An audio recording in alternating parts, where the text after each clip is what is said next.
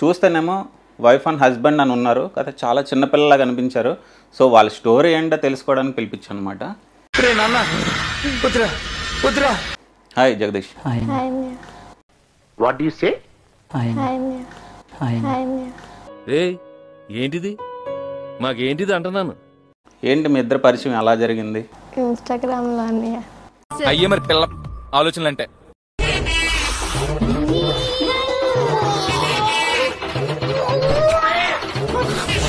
నీ ఏజ్ ఎంత? 17. నీ ఏజ్? 16. చూసేసాను, ఈ జన్మకి చాలు, నేను పోతాను అన్నయ్య, నేను పోతాను, నాకు ఇది వద్దన్నయ్య, నేను పోతాను. వైఫ్ అండ్ హస్బెండ్ అని పెట్టుకున్నారు. ఫస్ట్ మాట అదే అనుకున్నాను, ఏంటి ఇంత చిన్నపిల్లలకి పెళ్ళి అయిందా అని చెప్పి డౌట్ వచ్చి నేను కాంటాక్ట్ అయ్యాను.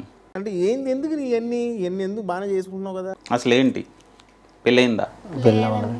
మరి ఏం అలా పెట్టుకున్నారు? అంటే ఇంకా పక్కా ఈ అమ్మాయిని పెళ్లి చేసుకుందాం, ఇంకా కన్ఫర్మ్ అయిపో. అనుకుంటావా అంటే అనుకుంటావేంట్రా? తర్వాత మీ ఇద్దరు ఎన్నాళ్ళ నుంచి పరిచయం? 7 months నుండి అన్న. 7 months నుంచి. ఏమిటండి మీరు మాట్లాడేది? 7 months నుంచి పరిచయం, వెంటనే డిసైడ్ అయిపోయారా పెళ్ళి అని? లేదు, మమ్మీ వాళ్ళకి చెప్పాము, వాళ్ళు ఒప్పుకున్నారు, అందుకే.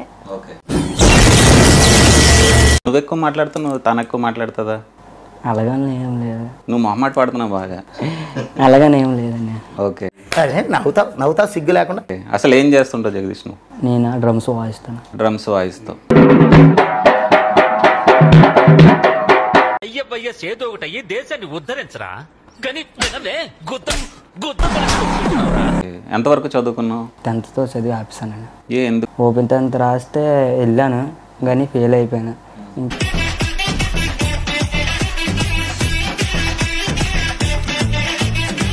ఫాదర్ ఏం చేస్తుంటారు? ఫాదర్ నార్మల్ లేబర్ పని. Mother house wife. House wife. నువ్వు? చాలా పాపం రా. నిజం మాస్టర్, రే చెప్తున్నా వచ్చాడు. చాలా పాపం రా. అమ్మ మీ ఇంట్లో వాళ్ళు ఏం చేస్తుంటారు? డాడీకి హెల్త్ బాగాలేదు అన్నయ్య, మమ్మీ ఒక్కరే చేస్తారు. ఇంట్లో కూడి పెట్టడం బొక్కరా. ఏంటంటే మిమ్మల్ని హాస్టల్లో చిన్నప్పటి నుండి పడదింగి ఏం పెట్టకుండా చేయాలి, అప్పుడు తెలుస్తుంది అమ్మ బాబులు విలువ. ఒకదానివేనా? చెల్లుందన్నయ్య. చెల్లుందా? తను ఏం చేస్తుంది? తను ఇప్పుడు 8th class. 8th class. నువ్వు? అది 10th అయింది మొన్న రీసెంట్ గా. తీసుకెళ్ళి ఐస్ క్రీమ్లు, చాక్లెట్లు, లాలీపాప్లు, లడ్లు కూడా కొనిపెట్టి. ఓకే. స్టోరీ చూసాను 2 days. తిను అలా నా స్టోరీస్ కూడా చూసాడు, చూసి మెసేజ్ చేశాడు తినే ఫస్ట్ మెసేజ్. నవ్వుతున్నావా? మాట్లాడుకున్నాం, తర్వాత మా ఇంట్లో వాళ్ళకి తెలిసిపోయింది మేము మాట్లాడుకుంటున్నామని. ఇంక ఈ అబ్బాయికి ఇచ్చే పెళ్లి చేస్తాము ఇలాగ అలా చెప్పారు. ఎవరికైనా చూపించండి రా, వదిలేయకండి రా బాబు అని అలాగా కూర్చోబెట్టి చెప్పండి రా. అయ్యాయి గొడవలు అయ్యి చెప్పాము, సరే అనేసి ఇంక ఈ అబ్బాయితోనే అని చెప్పారు మా ఇంట్లో. మీరేంటో మీ విధానాలు ఏంటో ఇప్పటికి నాకు అర్థం అవరో బాబు.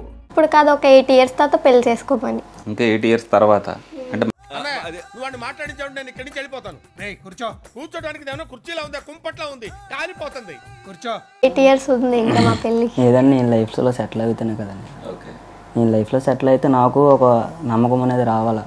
నాకు ఇంట్రెస్ట్ పోయింది, లవడాల ప్రోగ్రామ్ వస్తే రావండి, పోతే పోనే. అట్రాక్ట్ అవ్వచ్చు, ఏదో అవ్వచ్చు. ఇన్స్టాగ్రామ్ చాలా మంది చేస్తున్నట్టే మీరు లవ్ చేసుకుని ఉండొచ్చు.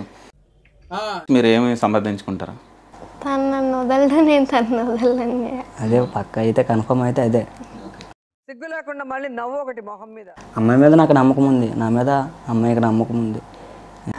రావు కాలంలో పుట్టుంటారా నేను? నీ దరిద్రం అది. పెద్ద గొడవలు అవుతాయి అన్నారు, ఎవరి వల్ల వస్తుంది అసలు? ఇద్దరు వల్ల. అదే చెప్పలేం. సిగ్గుండాలరా, యుద్ధం కూడా ఆ తర్వాత ఆపేస్తారా. ఏ విషయంలోని? అలాగే ఏదో ఒక నాకు బయటకు తీసుకొని వెళ్ళమంటే తీసుకొని వెళ్ళు, తిప్పుడు ఎక్కడికి. వేరే లెవెల్ అన్నయ్య నువ్వు. అప్పుడు మెయిన్ ఏంటి అనుకుంటున్నాం, అందరు ఎడగొడదామనే చూస్తున్నారు. నేను అంతకు మించి లవ్ చేశాను అమ్మాయిని. ఈ అమ్మాయికి రాకముందు లవ్ చేశాను.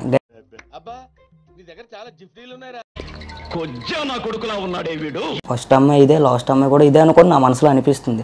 ఇంకా ఫిక్స్ అయిపోయాను. నాకు ఒక గన్ ఇస్తారా? స్టడీస్ కంటిన్యూ చేస్తున్నావు నువ్వు? ఫెయిల్డ్ అయిపోయాను 10th. చదవడాలేం లేవు, కనబడి ఉండాలి, చావదెంగడమే. కోపం అలా ఎక్కువ కోపం నా మీద అరుస్తాడు, నేను ఏమి అన్ను. అంటే దాని ముందు ఈడో పెద్ద శక్తివంతుడని ప్రూవ్ చేసుకోవాలనా, లేకపోతే జనాలంతా ఇళ్ళు ఎంత విషయం ఉందని ఫీల్ అవ్వాలనా? నాకు అర్థం కావట్లా.